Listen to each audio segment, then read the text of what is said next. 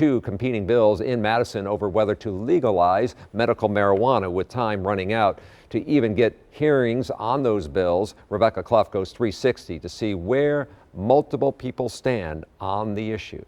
Medical marijuana. The state's top Democrats and Republicans agree it should be legal, but both differ on restrictions, and that's leaving some patients in a lurch. So we're going 360 to look at all sides of the issue, talking to a local sheriff worried about the legal problems medical marijuana could bring to the state, lawmakers on both sides of the aisle who now have competing bills, and a mother whose daughter suffers from a rare disease and wants to try marijuana as a treatment.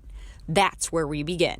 My daughter could be seizure-free if we drove 75 miles in either direction. Megan Lau and her family live in Merrimack. Her 13-year-old daughter, Nora, suffers from a rare neurological disorder called Rett syndrome. If she could get off of some prescriptions that she's on that make her a complete zombie during the day, and then she's up all night. Kenosha County Sheriff David Beth understands those concerns, but also worries medical marijuana could be a gateway drug, leading to more drug-related crimes. You have the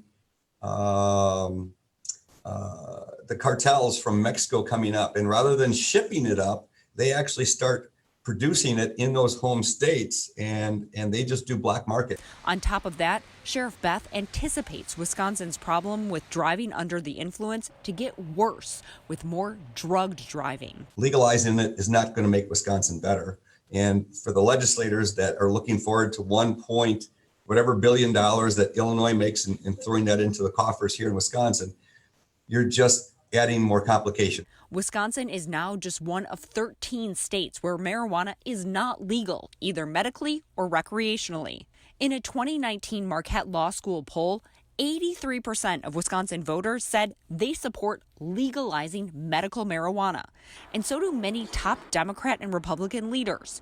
Republican State Representative Pat Snyder sponsored a bill that would create a medical marijuana regulatory commission. The commission would then be able to certify licenses to medical doctors or to nurses or nurse practitioners. This has to be certain conditions, ALS, PTSD, cancer, and some of the other things that the medical society deem as to fit under this. Patients would be able to get marijuana either in pill, liquid, or ointment form, but they wouldn't be allowed to smoke it or grow it in their homes. A bill sponsored by Democratic Senator John Erpenbach allows both of those things. His bill would also include a licensing process overseen by the Department of Agriculture, Trade, and Consumer Protection. There'd be regulation involved.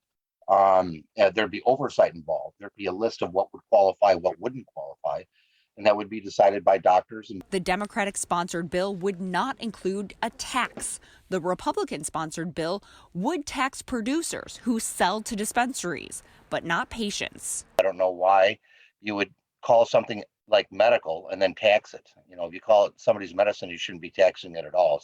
Neither party's bill has received a hearing in Madison, which is a crucial next step. But if we get a hearing and hear the positive and negatives, we might be able to really attack it next January and get it done. The Assembly said it is done with floor sessions for the year. The Senate is expected to finish up its session next week. It remains unlikely that either bill then will get a hearing. That means the soonest any change to medical marijuana could happen is in 2023. Reporting in Milwaukee, Rebecca Clough, TMJ4 News.